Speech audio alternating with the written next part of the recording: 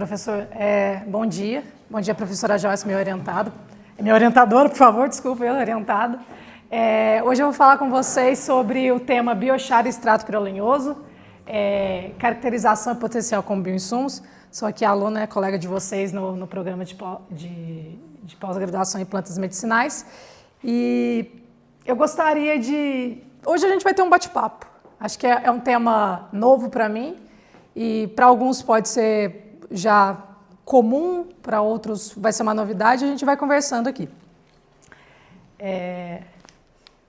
Aqui é um breve sumário do que a gente vai falar, dá uma introdução, né, conceituando os bioinsumos, o biochar, a terra preta de índio, né, a origem do biochar, a matéria-prima, a pirólise lenta, que é, no caso, o processo, né, de fabricação, de manufatura do biochar e do extrato pirolenhoso, a aplicabilidade, o panorama da indústria com relação a fluxo de carbono e a ESGs também, as minhas considerações finais, os principais desafios, né, e as referências bibliográficas. Primeiramente, o que são bioinsumos? Bioinsumos, eles são produtos ou tecnologias de origem natural ou biotecnológica destinados ao uso na produção agropecuária, aquática ou florestal, capaz de interagir com processos biológicos e físico-químicos no intuito de otimizar o desenvolvimento das plantas, dos animais e do solo, né?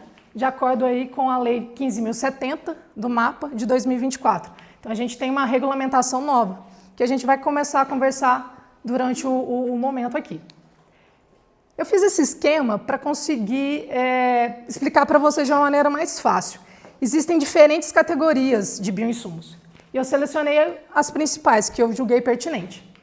Os bioestimulantes, que são produtos que eles têm a intenção de estimular os processos naturais da planta na atuação em absorção de nutrientes. E, consequentemente, eles causam o que na planta? A planta se torna um pouco mais resistente a estresses abióticos, como a seca e o calor. Temos também os biofertilizantes, que eles são focados na disponibilidade de nutrientes. São geralmente compostos orgânicos ou micro-organismos. E eles são focados qual que é a ação dele? O crescimento vegetal e a fertilidade. E tem também os biocontroladores, que são agentes biológicos ou extratos naturais focados no manejo de pragas e doenças. Eles atuam como uma vacina. A comparação ela é bem simples. Como uma vacina na indução de resistência sistêmica adquirida, que é o SAR, das plantas. Então, ele modula esse sistema, ele consegue modular parte do sistema imunológico da planta como um todo. E aí a gente chega no biocarvão ou biochar, que alguns podem não conhecer, que basicamente, por definição, é o produto sólido carbonáceo gerado do processo de pirólise de resíduos orgânicos, de acordo com Lima e Joseph.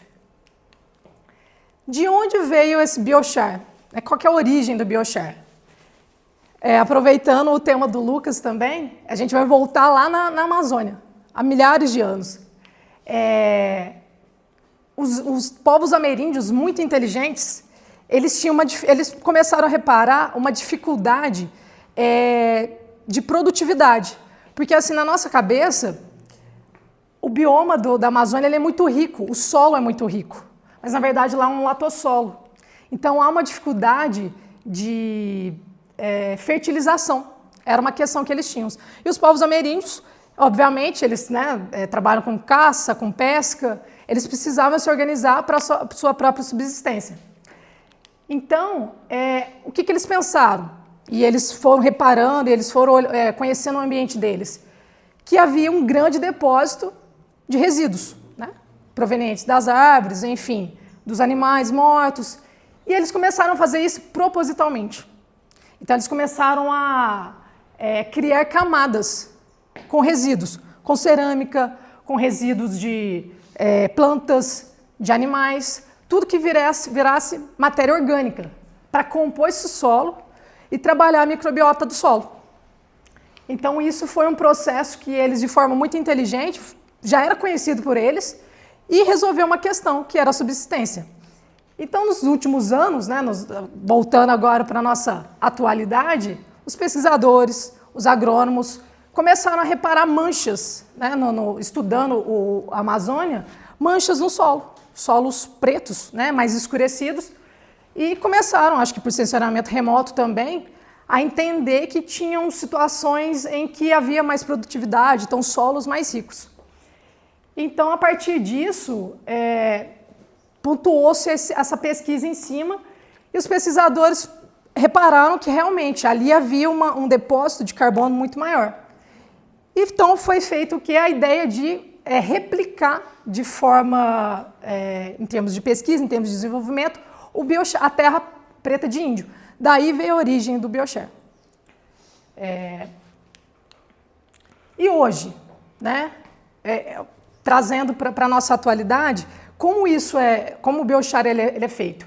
Através da matéria-prima, palha de solos, palha de café, casca de açaí, casca de castanha do Pará, estercos provenientes da agropecuária, de aves, estacas e bagaços de madeira são utilizados como biomassa residual. Eu acredito, pelo que li também, que o biochar ele é como que eu posso dizer? A gente não consegue contemplar o equilíbrio que o latossolo foi trabalhado por milhares de anos, né, na terra preta de índio, pensando em termos de depósito de resíduo. Mas o biochar, ele traz um depósito de carbono muito interessante, que melhora várias questões. Então, assim, a gente conseguiu uma réplica, né, a gente trouxe uma tecnologia um pouco similar, mas com certeza a gente não pode afirmar, né, em termos de pesquisa, que a gente consegue realmente replicar de forma específica a terra preta de índio, mas a intenção tecnológica foi essa. E aqui a gente tem o biochar, que aqui é o carvão, né, triturado. Ele lembra muito o fundo do carvão vegetal que a gente usa depois de um churrasco, aquele finalzinho. E qual que é a diferença? Está basicamente na temperatura no processo da pirólise lenta. Então, para eu conseguir ter esse biochar, esse carvão, né, esse biocarvão, eu preciso de um processo de pirólise lenta e de alta temperatura, definido entre 350 e 550 graus, para que eu consiga expulsar, através da pirólise, que é lise, decomposição, piro, fogo, decomposição da matéria através do fogo, com expulsão de gases, em um ambiente com baixa incidência de oxigênio, né, com mínimo de oxigênio, a gente consiga ter um esqueleto de carvão, um esqueleto de carbono, ao contrário do carvão que a gente usa em casa. Porque aí as temperaturas são bem mais baixas, e a gente mantém a resina e também os óleos voláteis dessa biomassa residual. Então, por isso, a diferença. Aqui, isso que eu estou falando basicamente, a biomassa residual ela tem uma biodiversidade. Eu posso te fazer o biochar com várias fontes. Mas assim, aí a gente consegue a pirólise lenta, o primeiro coproduto é a fase gasosa, é a fumaça, depois a fase líquida e, por fim, a fase sólida. Então, pensando na pirólise como uma biorefinaria, que no caso a gente vai falar, através desse processo a gente consegue ter o biochar, como eu disse, biomassa residual, rica em lignina e celulose. Os exemplos que eu dei, casca de café, né, açaí, casca da castanha, palhada de milho, restos de poda, enfim. Numa biorefinaria, que basicamente vai fazer o quê? A gente entra no forno com essa biomassa, nessa temperatura de 350 a 550 graus. Algumas leituras que eu fiz, algumas biomassas, né, alguns produtos, por exemplo, eles já conseguiram definir uma temperatura ideal, 400 graus, mas o ideal é essa faixa. Mas é até uma faixa baixa. Existem pirólises que ela acontecem a 700 graus. Então, a biomassa ela entra nesse forno. O que acontece? O primeiro processo é a fumaça, é a evaporação. Essa fumaça, esse gás, ela entra num tubo, ela vai se resfriando, ela por condensação, ela desce um segundo coproduto, que é o extrato pirolenhoso, né, que a gente vai falar um pouco mais à frente, e o bioóleo. E por fim, aí eu consigo o biochar, depois que eu expulsei todos os compostos voláteis e também a resina. Todas essas frações, elas são de interesse energético também, mas eu não vou seguir por esse lado, eu vou focar um pouco mais na parte agronômica. Com relação à fração condensável, diferentes tipos de refino dessa fração líquida me trazem o extrato pirolenhoso e o bioóleo. Então, aqui também a gente tem mas não vou dissertar sobre, mas existe uma diferença de processo à frente. Explicando um pouco mais a fundo da pirólise lenta. Aqui a gente tem um corte transversal, imaginando que fosse um corte de uma árvore. Basicamente, o processo a pirólise ela acontece de fora para dentro. Então, a madeira ela é aquecida e, consequentemente, há saída de vapor porque existem trincas de expansão. Então, no que o calor ele entra dentro da biomassa, você consegue retirar através da fumaça os compostos orgânicos. Por isso que o extrato pirolenhoso é um composto tão rico. Ele é rico com mais de 200 compostos orgânicos, por conta desse processo. E aqui, mostrando o principal, nesse gráfico, a temperatura e o tempo. Então, a pirólise ela tem que ser controlada, para que você não perca esses compostos. Então, isso aqui é uma dificuldade também, porque você precisa conhecer o processo e a temperatura de cada biomassa que você for trabalhar, porque você vai ter um produto diferente. Então, por exemplo, aqui a secagem, condicionamento, a torrefação é a pirólise. Então, eu preciso estar nessa faixa, mas cada tipo de biomassa que eu resolver trabalhar vai me dar uma escala, né, uma temperatura ideal que a gente não consegue modular nesse momento. A gente não consegue falar, tem uma temperatura ideal. Então, isso é um ponto de dificuldade. Outra questão importante do carvão, por que essa riqueza do biochar? É a porosidade do carvão. Existem os macroporos, os mesoporos e os microporos. Aqui tem um corte do MEV, uma foto que eu retirei de um artigo da C-Carbon, que mostra claramente os macroporos que trabalham com a porosidade, que é exatamente isso, que trazem os benefícios do solo em relação à microbiota e também à retenção de água, estão aqui. O macroporo ele é responsável pela entrada de água. O mesoporo, de 2 a 50 nanômetros, ele é responsável pela troca catiônica e também pela troca de solutos e também pela retenção hídrica. E os microporos eles ficam responsáveis pela proteção enzimática. Então, por isso que o biochar ele é considerado um condicionador do solo, porque ele trabalha com a microbiota do solo e ele precisa de todo esse processo de troca catiônica, de retenção de água, retenção hídrica, e por isso ele é tão rico. Então, assim, eu entendo que o coração do biochar está aqui. Rapidamente também falando da dinâmica de adsorção e troca iônica do carbono. Aqui um corte do carvão, o biochar ele tem ânions em sua volta, né? É uma superfície negativa. E ele atrai os cátions que estão no solo. Por isso que ele é excelente para reter nutrientes e para reter água também. Porque as macro e micromoléculas, né, o cálcio, o potássio, o magnésio, enfim. E ele atua como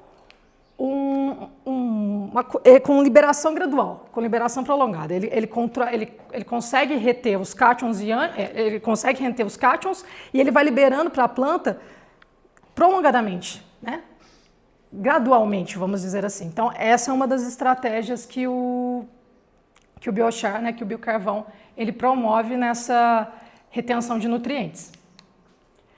Aqui, eu vi poucas pesquisas. Na verdade, eu vi uma pesquisa só, falando dessa estratégia, que no caso seria a utilização do biochar e do extrato pirolenhoso, né? Porque eu estou falando aqui, nossa, é uma técnica tão boa, então por que não usar? Eu achei uma ou duas leituras que utilizaram e fizeram o teste realmente utilizando o biochar e também o extrato pirolenhoso. E é uma sinergia muito interessante, né? Porque o biochar ele prepara a estrutura do solo. né? Ele prepara, ele melhora a troca catiônica, ele faz essa morfologia porosa, retendo água, retendo nutrientes. E o extrato pirolenhoso, que a gente vai falar um pouco mais à frente, por ser um coquetel, né, por ser um produto muito rico em compostos voláteis, ele entra em outras questões com relação à imunologia e à defesa natural da planta. Então a sinergia seria muito interessante. Mas ainda tem poucas pesquisas que falam disso. E aqui a gente tem uma questão que é esse efeito hormese, ou seja, a utilização do extrato pirolenhoso em baixa concentração, porque dependendo da concentração que você utiliza, você traz toxicidade para a planta, então não vai ser benéfico mais. Então, assim, tem muitos limiares, né? Existe essa complexidade. Com relação à valorização dos resíduos agroflorestais e a bioeconomia circular, né? Vamos falar da prática aí. Resíduos de cultura, já citei várias. Casca de coco, o eucalipto tem várias patentes, açaí, palha de milho, café. Aqui no sul de Minas né, já tem uma empresa que está trabalhando com os resíduos da palha de café, transformando em biochar. Interessantíssimo. Tem um potencial regional, por conta, né, nós sabemos, o maior produtor de café aí no sul de Minas. Existe essa questão da diversidade biológica, tanto na região, quanto das possibilidades de fazer biochar, de se fazer extrato pirolenhoso. E é uma economia circular, é um manejo sustentável, né? Só que, como todo manejo, existem algumas questões. Aqui, falando um pouco do extrato pirolenhoso que eu estou comentando com vocês, que não é tanto o foco, senão ficaria muito grande. Mas o extrato pirolenhoso, ele é rico em ácidos orgânicos, geralmente, boa parte, 90% das patentes que eu li, dos artigos que eu li, tratam de ácido acético, rico em fenóis e polifenóis, cetonas, álcoois e ésteres, né? E com esses mais de 200 compostos orgânicos que, definitivamente, eu tenho quase certeza que um produto a gente não consegue definir todos. E as propriedades, né, como eu disse, fitossanitárias, bioestimulante. O que eu acho mais interessante do extrato pirolenhoso é que, por exemplo, eu faço um extrato pirolenhoso de eucalipto. Ele vai ter um efeito fitossanitário. Eu faço com casca de coco. Ele pode ser um bioestimulante, um excelente biocondicionador. Eu faço com um açaí, né, ou eu faço com outra madeira. Eu posso ter um excelente adjuvante. Ele vai melhorar o pH da calda. Então, ele é uma aplicabilidade interessante também. Mas tudo isso demanda estudo, demanda teste, demanda uma série de coisas. Aqui, para vocês entenderem que eu achei fantástico, a composição química por fonte de biomassa. A fonte de biomassa, falei, o eucalipto. O principal fenólico é o seringol. Isso aí já está relatado em literatura. Ácido acético, principal ácido, que é o ácido que vai modular o pH do solo. Então, excelente para a questão de acidificação do solo. O bambu, que é utilizado, né? Todas as referências novas. É o fenol. Qual a bioatividade notável? Um produto construído seria antimicrobiano. A casca de coco, o guaiacol, com o fenol também, ácido acético novamente, um excelente antibacteriano. A casca de acácia, né? Eles fizeram um teste aí com metoxifenóis, com o ácido propiônico, foi uma das poucas exceções, excelente antifúngico. Então, assim, essa biodiversidade é muito interessante. Aqui, eu quis trazer Tá, Daiane, e as plantas medicinais? Né? Existem alguns biochars feitos de plantas, né, mas não com essa intenção. Mas o que o biochar, o que o extrato pirolenhoso ele pode trazer para a cultura das plantas medicinais? Ele é riquíssimo. Porque, por exemplo, o extrato pirolenhoso, em algumas pesquisas, ação sugerida na planta medicinal, em algumas plantas, ação antioxidante, indução de metabolismo secundário, melhora de absorção de nutrientes, né? Atuando como sanitizante, como biocondicionador.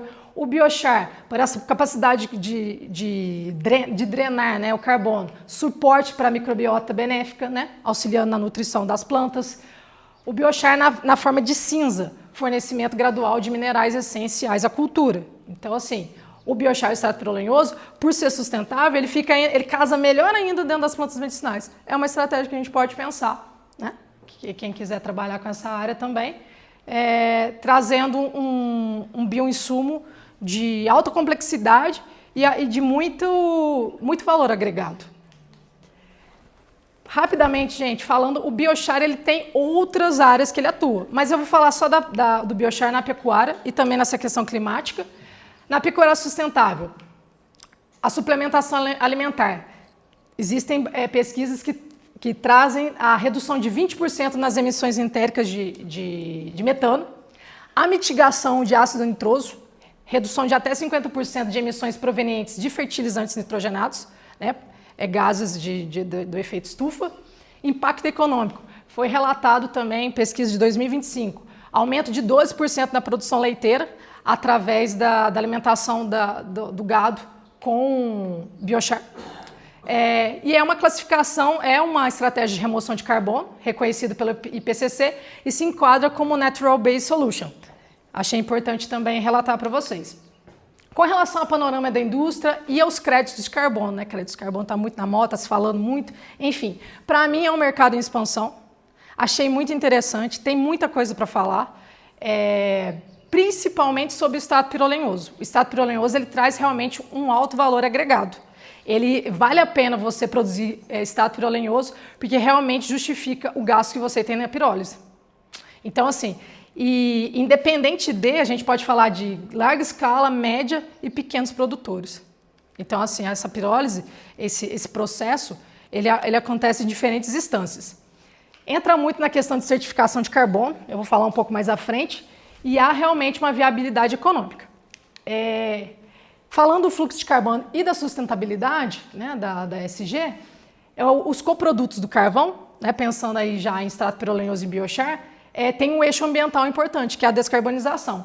Ele é um ciclo fechado, ou seja, tem a redução de emissão de carbono, né, por ser realmente um ciclo fechado, então tenta-se mitigar, né, essa emissão dos gases, né, do metano, do monóxido de carbono para o ambiente, né, aumentando poluição, efeito estufa. Então, isso é interessante. Tem um sequestro ativo, é um dreno de carbono no solo. Então, assim, isso é excelente. E por isso a estratégia para se, como é que eu posso dizer? Para se calcular, para se mensurar os créditos de carbono, é utilizado o biochar. E também se adequa às metas ESG, que é o alinhamento ao plano ABC+, que é do mapa. E aí eu vou mostrar aqui para vocês. Achei super interessante. As metas ABC+, e mitigação, elas foram colocadas aí metas de 2021, entre 2021 e 2030. Falando aqui dos bioinsumos, que são do nosso interesse aqui hoje, o que foi acordado? Uma minimização, uma substituição, na verdade, de 13 milhões de hectares de bioinsumos entre 2021 e 2030, na intenção da mitigação de 23,4 milhões de megagramas de gás carbônico equivalente. Ou seja, tem um potencial gigantesco, né, esse produto, essa inovação.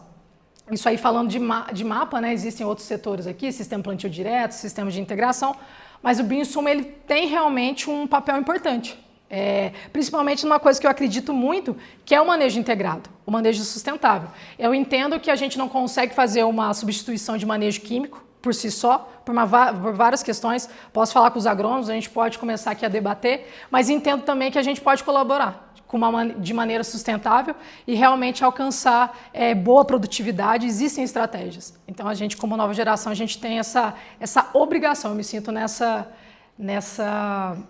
vertente de realmente a gente trabalhar de uma maneira inteligente, né? Pensando na produtividade, mas também na regeneração, na agricultura regenerativa, enfim. Aqui, esse é o Pure Earth, que é uma metodologia finlandesa que faz a certificação Premium Standard de biochar e de sequestro de carbono. Então, eles usam o biochar como parâmetro. Isso aqui atende até 17 ODS. É riquíssimo. Então, é uma certificação muito complexa, porque é uma pesquisa muito... Eu estava lendo os protocolos, muito complexo. Para você fazer a auditoria, para você ser certificado pela Pure Earth, é realmente alto nível. Mas eu achei importante trazer para vocês, porque realmente o biochar, às vezes aqui no Brasil a gente está assim, a gente tem um olhar um pouco distante, mas realmente isso já é falado fora do país, assim, com muito critério. Quais são as minhas conclusões e também os desafios?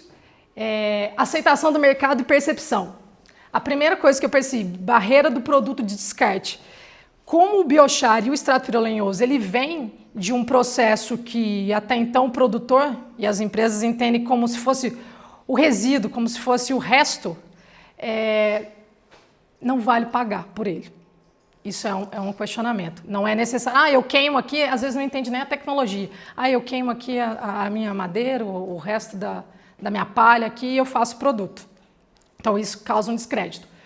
Padronização e confiança. Eu não tentei discursar muito porque realmente é um produto muito complexo e o que acontece? Dependendo da biomassa que você trabalhar, você não consegue trazer ainda a padronização para o produto, para fazer isso em larga escala. Isso gera desconfiança do produtor. Por quê? Nesse ano eu consegui excelentes, a Daiane foi lá, trouxe o produto, excelentes resultados. O ano que vem eu vou conseguir replicar? Ainda não consigo. Eu tenho que ser sincero. Ainda não. Então, assim, é um ponto. Custo logístico. Do extrato pirolenhoso, nem tanto. Mas o biochar. O biochar tem um volume. Então, por exemplo, será que é interessante para o produtor trazer do Mato Grosso? Eu tenho uma biorefinaria lá, trazer do Mato Grosso, biochar para cá, o custo disso. A gente precisa pensar nessa questão. Então, é um entrave para mim. Com relação a desafios técnicos e científicos. Primeiro, a complexidade química do extrato pirolenhoso. Ele tem alto valor agregado? Tem. Tem potencial? Tem. Mas cada extrato pirolenhoso não tem uma receita de bolo. É isso que eu quero dizer. Então, se eu estudar o extrato pirolenhoso de carvão, de eucalipto, vai uma pesquisa. Se eu fizer do coco, vai outra pesquisa. São caminhos diferentes. A complexidade química do produto é muito grande. Então, assim, isso encarece e dificulta também o manejo, né? A reprodutibilidade. Efeito a longo prazo no solo. Eu vi, e isso aqui foi muito legal, porque aí eu mesma fiquei crítica com a minha própria apresentação. Alguns, efeito a longo prazo, eu coloquei biochar no solo, vai ficar... Eu modulei o solo, vai ter troca catiônica, aumentou a fertilização. Cuidado, não existem boas pesquisas ou pesquisas em volume que a gente realmente faça essa afirmação de que o biochar, eu coloquei o biochar e ele mudou o solo, realmente a troca catiônica vai ser para sempre, né? 100 anos, como eu vi em vários relatos, em várias leituras que eu fiz, até 100 anos de modulação, de troca catiônica. Não, isso aqui a gente tem que ser reticente. Tem potencial? Tem, mas ainda não tem pesquisa suficiente para eu afirmar isso aqui para vocês. Desafios regulatórios com relação ao mapa. Nós estamos passando aí por essa nova regularização esse marco dos bioinsumos e a complexidade de você fazer o registro de um bioinsumo é grande. Então, isso aqui é um entrave. E outra coisa, principalmente porque são produtos que vão direto na agricultura, ou seja, consumo humano. Então, eu como farmacêutica, minha antena já ligou aqui. Isso aqui não é um entrave, mas você precisa realmente, é um processo muito sério, precisa de muitos testes de estabilidade, toxicidade, então assim, é moroso. E isso talvez o produtor, as pessoas que investam nessa área, as empresas, elas não tenham entendido que é um processo que a gente vai caminhando. Então, tem tempo aqui. E a questão da certificação de carbono. Eu vou fazer o biochar aqui, eu vou fazer o bioinsumo, vou fazer o extrato pirolenhoso, vou certificar, vou ganhar dinheiro, vou pegar carbono. Então, para você conseguir, já citei, para você conseguir uma certificação nível standard por Earth, você precisa de pesquisadores, de mão de obra qualificada, de certificação e de acompanhamento de todo o processo. Isso é caríssimo, nesse nível de regulatório que a gente está falando, né? E principalmente, acho que foi o que me deu o start. Não é um produto, eu coloquei lá, para onde que vai? Vai para o nosso consumo, vai para o meu consumo, para o nosso consumo, para o consumo da população. Então, assim, são muitos parâmetros, são muitos vieses, assim. Eu vejo com muito bons olhos a questão da sustentabilidade, achei interessantíssimo, fiquei super empolgada para apresentar para vocês, poderia falar mais ainda, mas eu tenho que ser realista. Então, assim, com cautela. É uma área que a gente tem que ir com cautela, tem potencial, mas como qualquer pesquisa, ela precisa de ajustes, de paciência e realmente de ainda estar a passos curtos. Não estamos a passos largos. Não tem muita pesquisa, não tem muita estrutura. O grupo mais forte que eu achei foi na USP, o C-Carbon, realmente, pesquisas todas fechadas, principalmente pela questão de emissão de gases de efeito estufa. Mas, assim, magnífico. Eu achei, assim, fenomenal, de verdade. Porém, a gente tem que trazer para a atualidade, tem que ter aplicabilidade. Então, assim, a passos curtos. Trouxe para vocês aí um apanhado. Aqui alguns dos artigos que eu trabalhei. Enfim, quem quiser conversar comigo, trocar ideia para a gente... não sei se eu fui claro o suficiente, mas é um assunto novo para mim também. Mas falando da pirólise, que é uma tecnologia fantástica também, achei muito legal essa bioeconomia circular, acho que isso a gente traz aí um valor, assim, um déficit de carbono do solo, devido à mudança no uso da terra no Brasil, enfim, as minhas referências, né? E é isso, gente, estou à disposição agora. Muito obrigada pelo momento com vocês. Desculpa o nervoso, mas...